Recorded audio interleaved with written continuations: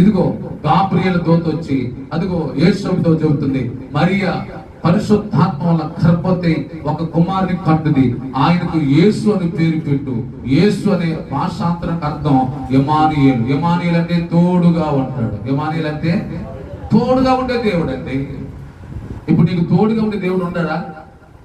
అర్థం చేసుకోవాలి. నీకు స్నేహితులు తోడుగా ఉండాలి, బంధువులు తోడుగా ఉండాలి, ఎంతో మంది నీకు తోడుగా ఉండాలి. కానీ తోడు అయిన యేసయ్య ఉన్నాడా? యెహోషువ అంటాడు, యెహోషువ నువ్వు భయపడొద్దు.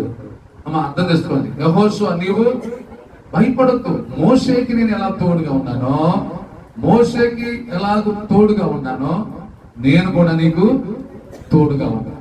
నువ్వు అడుగు పెట్టే ప్రతి స్థలం నీకు ఇస్తాను అన్నాడు. హల్లెలూయా. అడుగు పెట్టే ప్రతి స్థలము నీకు